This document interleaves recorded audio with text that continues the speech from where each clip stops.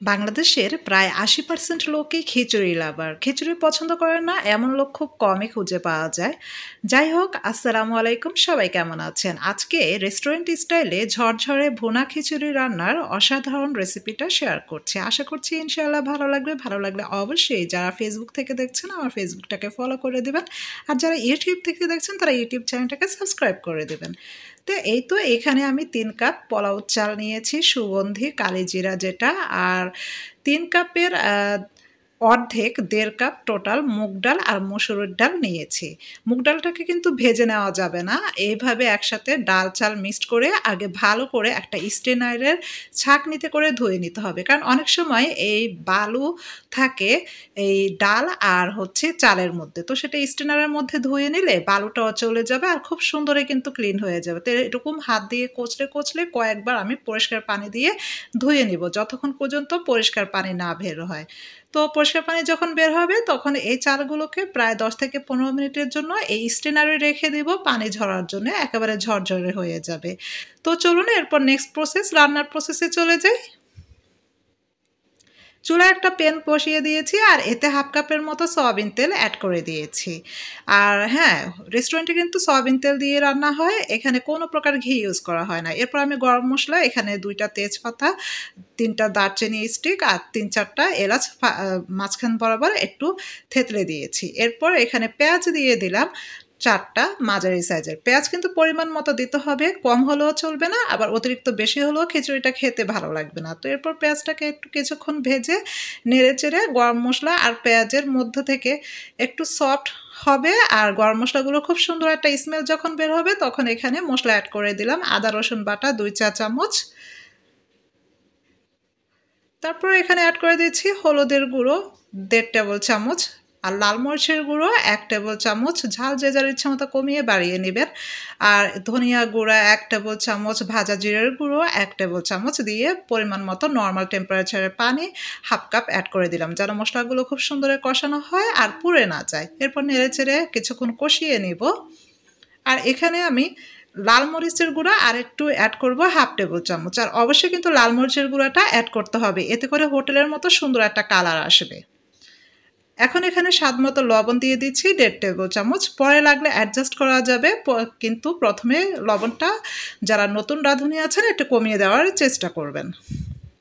মশলা যখন কষানো হয়ে যাবে এই আগে থেকে ধুয়ে রাখা চাল ডাল গুলো অ্যাড করে দিচ্ছি, এখানে পানি ঝরিয়ে রাখা। আর অবশ্যই একটা রেশিও আপনাদেরকে মনে রাখতে হবে যে চাল যতটুকু নেবেন তার ঠিক অর্ধেক পরিমাণে নিতে হবে মুগ ডাল আর মসুরের ডাল। অবশ্যই মুগ ডালের সাথে মসুরের ডালটা অ্যাড করতে হবে, এতে করে রেস্টুরেন্টের মতো টেস্ট আর ফ্লেভার দুইটাই কিন্তু আসবে। এরপরে এই চাল ডাল দিয়ে অনবরত চুলার মিডিয়াম লো ফ্লেমে প্রায় ৪ থেকে ৫ মিনিট কিন্তু নেড়েচেড়ে ভেজে নিতে হবে।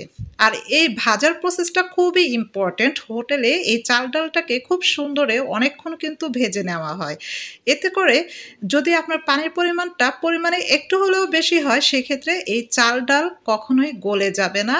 আর ওই যে পরিমাণে পানি বেশি হলে একটা আছে না যে ঝরঝরে হয় না খিচুড়িটা, পারফেক্ট একটা যে রেশিও সেটা হয় না, এটা হবে না। তো অবশ্যই কিন্তু খুব ভালোভাবে এই যে দেখেন আমি কিন্তু চুলার মিডিয়াম লো ফ্লেমে একটু পরপর অনবরত নেড়েচেড়ে প্রায় ৪-৫ মিনিটের মতো ভেজে নিয়েছি। এখন এখানে পানি অ্যাড করে দিচ্ছি। আমি যেহেতু চাল নিয়েছি ৩ কাপ আর এর অর্ধেক ১.৫ কাপ নিয়েছি মুগ ডাল আর মসুরের ডাল।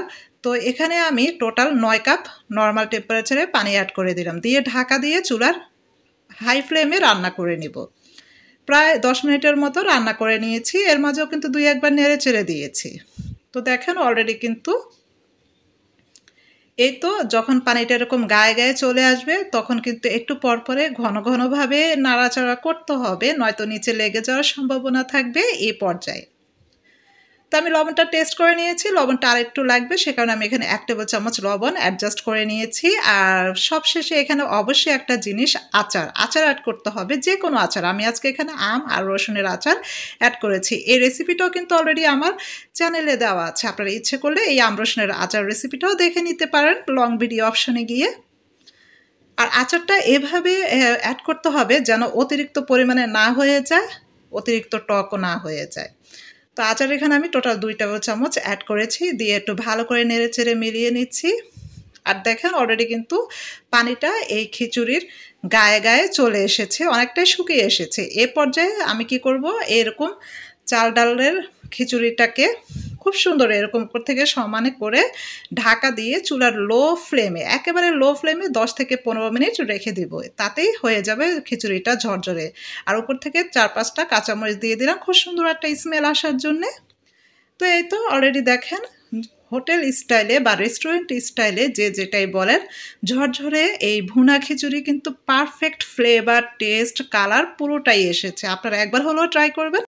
তো আজকে ভুনা খিচুড়িটা আমি আলু দিয়ে, গরুর গোস্ত, সালাদ আর ডিম দিয়ে পরিবেশন করেছি। আজকে এ পর্যন্ত, সবাই ভালো থাকবেন। আল্লাহ হাফিজ।